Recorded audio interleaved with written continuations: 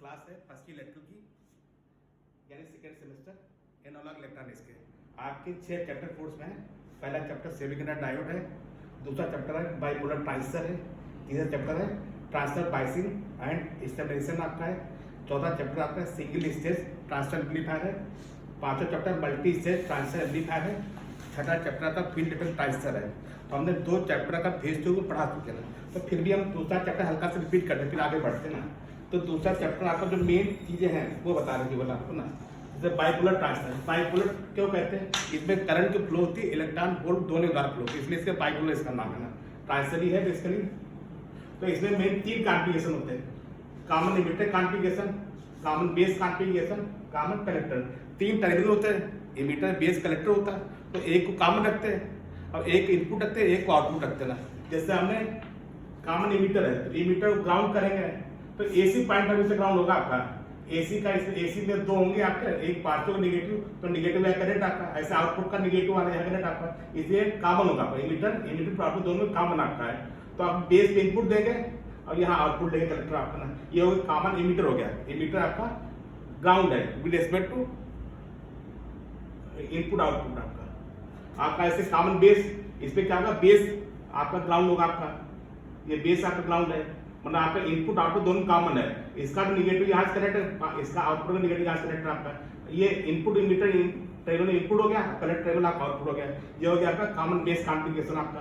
तो आप common collector, common collector, तो आपका हो गया आपका ये होगा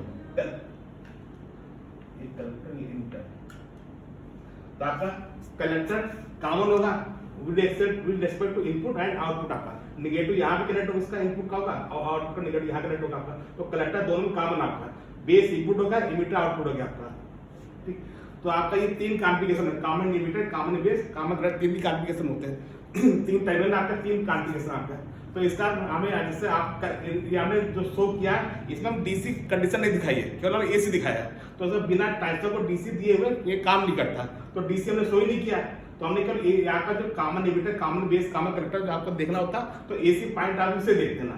तो आपका हमने केवल एसी शो किया है, डीसी हमने शो ही नहीं किया है। इसमें डीसी बाइसिंग करनी पड़ती है, बिना इसे काम नहीं चलता। तो जैसे आपको जो है, जैसे आप common emitter configuration input characteristic draw करनी है।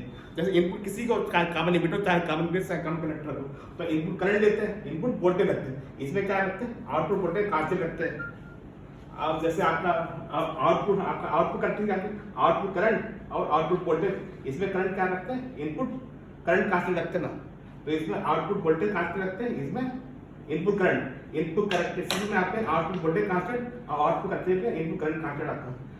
तो आपको जैसे आप कॉमन इमिटर कॉन्फ़िगरेशन ले लेते हैं, जैसे आपका ये है इनपुट करंट हो गया, ये बेस है तो बेस करंट हो गई आपकी। ये आपका इनपुट क्या होगा, वोल्टेज क्या होगा आपका, वी होगा, ये 18 वोल्ट होता है, ये आपका 18 माइक्रो एम्पीयर होता है। जैसे बीसीबी हम कांस्टेंट रखते हैं, आउटपुट क्या वोल्टेज होगा आपका, कलेक्टर टू बेस आपका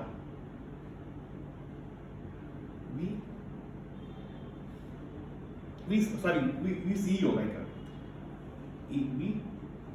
VC, output voltage VC constant होगा। तो -10 वोल्ट ग्राफ ये आता, -6 वोल्ट ग्राफ ये आता, -2 के लिए ग्राफ ये आता ना। तो आपका डिफरेंट वीसी के लिए डिफरेंट ग्राफ आएंगे ना। तो इनपुट करंट और इनपुट वोल्टेज आपका। ऐसे आउटपुट सर्किट कैसे होगी आपकी, आउटपुट करंट आपका क्या, आउटपुट करंट कौन सा, कलेक्टर है, तो कलेक्टर करंट हो गई आपकी 18 मिली एम्पियर। और आउटपुट वोल्टेज क्या था, कलेक्टर टू इमिटर आपका वीसी हो गया, 18 वोल्ट होता है। डिफरेंट बेस करंट भी आपका, -10 के लिए ग्राफ ये होगा, -20 के लिए ग्राफ होगा, -30 के लिए ग्राफ, -40 के ग्राफ। इसका 8 माइक्रो एम्पियर होता है, इसका 8 मिली एम्पियर होता है, इसका 8 वोल्ट होता है ना। तो ये तो आपका ये करंट बार हो गया आपका। इनमें सबसे मेन अभी आइटम आपका करंट रिलेशनशिप आपका, 3 कॉन्फ़िगरेशन आपका।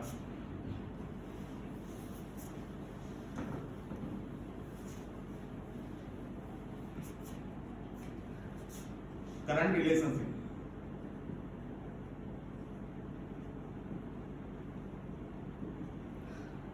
कॉमन बेस के लिए इसकी इक्वेशन आपकी आती है IC = अल्फा आई प्लस ICU। और उसके लिए कॉमन इमिटर भी आपका आता है IC equal to beta IB plus ICO। और कॉमन कलेक्टर आपके आता है I equal to beta plus one IB plus beta plus one ICO। ये current relation common limited configuration है। ये आपका आउटपुट करंट ये होती है, अल्फा इनपुट करंट ये होती है IC का alpha I plus ICO। ICO क्या आपका ये लीकेज करंट आती है, तो इसका डिफिनेशन क्या होगी, कलेक्टर टू बेस ओ माने थर्ड टर्न आपका ओपन आपका, ये लीकेज करंट मतलब अनडिजायर्ड करंट आपका ड्यू टू मिनारिटी करंट होती है आपका। ये कॉमन बेस का क्वेश्चन आपका है। कॉमन लिमिटेड क्या होगा आपका IC equal to beta IB plus ICO। तो ICO क्या आपका होता है आपका, ये आपका collector to beta current third term आपका ओपन, थर्ड टर्म में कौन सा होगा बेस आपका ओपन होगा अपना। तो आपका ये कॉमन कलेक्टर ये I equal to beta plus one, ये आपका लिखा beta plus one IB plus beta plus one ICO। ये आपका इक्वेशन, आपका इक्वेशन आपका डिस्कस अपन हमने फर्स्ट चीज में ड्यूरेशन का बता दिया, तो आपका सेकंड चीज बच्चों को ड्यूरेशन भी करना आपको है, ड्यूरेशन भी करना है इसका। और एक अल्फा और बीटा रिलेशनशिप आपका होता है, तो ये होता है बीटा इक्वल टू होता है आपका अल्फा अपान 1 माइनस अल्फा। और इसको हम ये करते हैं ना, तो आपका होता है alpha equal to beta minus alpha beta. तो आपके अल्फा कॉमन लोगे तो 1 प्लस बीटा बीटा, तो आपका जो है अल्फा इक्वल टू देगा बीटा अपान बीटा प्लस 1। तो आपका ये रिलेशनशिप आ गया, ये भी आपको करने रहेंगे ना। तो आपको सेकंड चैप्टर पर इसका डेरिवेशन करने से समय लगेगा थोड़ा ना, तो ये भी करना रहेगा आपको, तो ये पूरा करेंगे कंप्लीट करेंगे इसको ना। तो ये तो फर्स्ट ये तो बताई दीजिए, सेकंड करना रहेगा आपको ना। अब अगला चैप्टर आपका है थर्ड आपका chapter transfer biasing and installation आपका।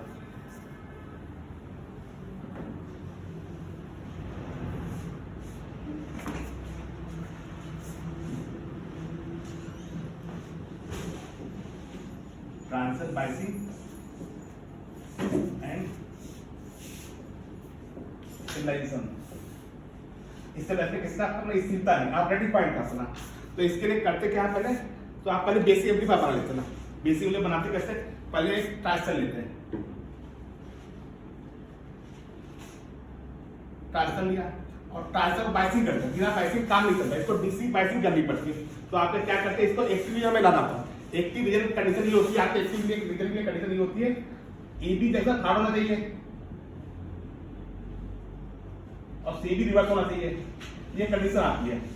ईबी जैसा फॉरवर्ड और सीबी जैसा रिवर्स। ईबी मतलब आपका ये ईबी, ये एन पिन ट्रांजिस्टर है, ये एम हो गया सर, एन पिन, ये एन हो गया, ये पी हो गया, ये एन हो गया। तो हमें इसकी बाइसिंग करनी है, ईबी फॉरवर्ड करना आपको नहीं, पी को जो है पॉजिटिव सीरीज करंट बैटरी के ना, तो यहाँ पे ऐसे कनेक्ट करते हैं, एक बैटरी लगाते हैं, इसके साथ ऐसे लगा देते हैं ना आरबी। आरबी इसलिए नाम इसका है कि बेस है, इसलिए इसका नाम आरबी है। इसका नाम बीबी हो जाएगा, बेस इसलिए बेस सप्लाई इसलिए बीबी नाम हो जाएगा ना। अब ये हो गया, ये पी ईबी फॉरवर्ड हो गया आपका, पी जो है तो बैटरी पॉजिटिव करंट किया, इनको नेगेटिव किया, ईबी फॉरवर्ड हो गया। सीबी में रिवर्स करना, सीबी में रिवर्स करना, तो रिवर्स कैसे करते हैं, कलेक्टर में सीबी मतलब का ये इंजेक्शन, तो सीबी आपका ये एक वैसे लगाते हैं, आरसी लगाते हैं, और ये कलेक्टर इसे सप्लाई का बीसीसी है।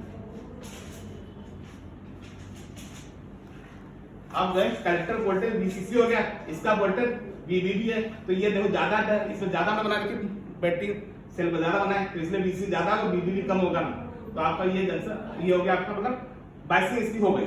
अब बाइसिंग इसकी हो गई, हम एसी में देना, एसी इनपुट देना, एसी आउटपुट लेना। तो एसी इनपुट कैसे देते हैं आपका, ये इनपुट आपका ये हो गया, आपका ये इनपुट हो गया।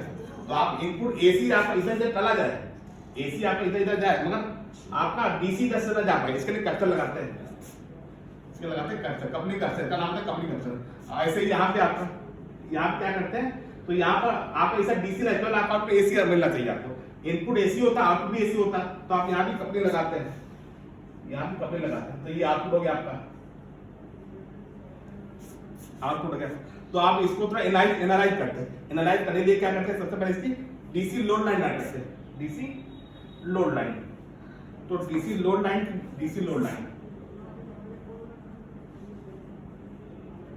इसको ड्रा करते हैं। तो हम वो लेते हैं पहले एसी और डीसी लेते हैं, डीसी पॉइंट आप लाइन करते हैं। तो आपका ये आपका सर्किट लो, डीसी के लिए करंट आईसी हो गया, आपकी ये का नाम क्या आईसी। तो फ्रॉम केबल फ्रॉम केवीएल कितना बढ़ेगा, तो वीसीसी का लूं आईसी आरसी प्लस ये आईसी आरसी हो गया, और ये कलेक्टर है, ये मीटर प्लस वीसी हो गया। अब हमें क्या करना, हमें आउटपुट कैसे हमें पता है, ये होती है अभी बनाया था, ये वाले से बनाते हैं।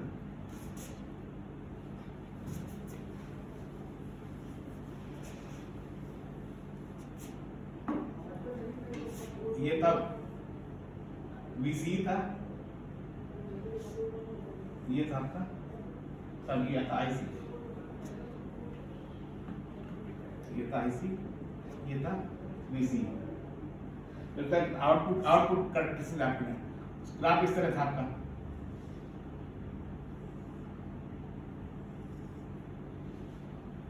इस तरह ग्राफ, डिफरेंट आईबी के डिफरेंट ग्राफ आएंगे।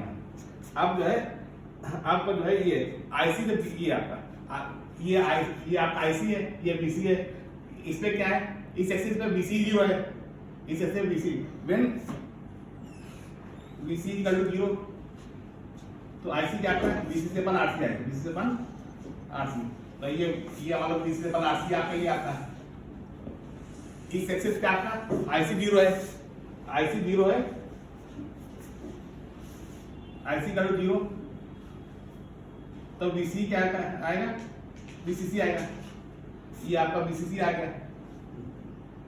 अब इनको मिला देते हैं, तो ये हो गई डीसी लोड लाइन, ये हो गई डीसी लोड लाइन। तो डीसी लोड इस आईबीएल के लिए डिफरेंट आईबी है, आईबीएल ये क्यू पॉइंट, इस आईबी के ये है क्यू पॉइंट, इस आईबी के लिए मतलब आपकी आईबी करंट वाली ये आपकी है, आईबी है ये वाली करंट आपकी, ये वाली इसके पॉइंट। तो क्यू पॉइंट आपकी ये होगा। इसके दो नाम होते हैं, इसका नाम होता है ऑपरेटिंग पॉइंट, नाम होता है, दूसरा नाम होता है कोस्टल। ये किसने खरीदा है? कोस्टल पॉइंट भी नाम होता है, इसके दो नाम होते हैं। इससे एक्सपांडिंग जो वोल्टेज होता है ये, तो ये क्या होगा VCQ, ये कहलाएगा कोस्टल वोल्टेज। ये क्या होगा, इससे एक्सपांडिंग आएगा आपका, ये आएगा ICQ, ये होगा आपका coastal current, coastal voltage, coastal current. अब जब इसको ऑपरेट करते हैं तो ऑपरेट करने से पहले कुछ डीसी कुछ कलेक्टर करंट होनी चाहिए। एसी देने से पहले, एसी देने से पहले आपका ये है और ये है, तब हम एसी देंगे। जब एसी देने के लिए क्यू पॉइंट बीच से बीच होना चाहिए, जब बीचों बीच नहीं होगा तो क्या होगा आपका, जैसे बीच वाला कंडीशन लेते हैं, बीचों बीच क्यू पॉइंट आपका, तो आपका ये इधर आईबी होगा आपका, ये साइड आईबी, इधर आपका ओमेगा डी, तो आपका ये ग्राफ आईबी से होगा, साइड होगा, मान लीजिए जैसे एक्सपांडिंग चेंज आता है, चेंज आएगा बीसी ये और ओमेगा डी, इसी तरह से इसका पॉइंट ये आपका आएगा, और है इसका पॉइंट ये आएगा, तो ये इस तरह आएगा, और इसका पॉइंट ये आएगा। तो इसका ग्राफ इस तरह आएगा ना। ये जब मैक्सिमम है, ये मिनिमम आपका है, ये जब मैक्सिमम तो मिनिमम, तो इसमें ये कॉमन एमिटर का, तो इनमें इनपुट आउटपुट 180 का फेज शिफ्ट हो गया, 180 का फेज शिफ्ट हो गया। ऐसे ही आपको कलेक्टर करना आपकी ये ओमेगा टी, इससे आपके इसके पॉइंट आपका, इसका पॉइंट ये है, ऐसे इसका पॉइंट ये आएगा, जो भी ना किताब में अच्छे दे रखा होगा, किताब देख देगा ना। अब इससे अगर हमें वो निकालना आपको ना, मतलब आपको वोल्टेज गेन निकालनी है ग्राफिकल मेथड से, तो आपका आईबी दे रखा है, तो इससे हम वीबी निकाल लेते ना। वीबी निकालते कैसे, IB into are I, transfer input resistance, transfer का इनपुट रेजिस्टेंस, और ये आपका वीसी है, तो ये वीसी अपान तो वी भी जो हो जाएगा आपका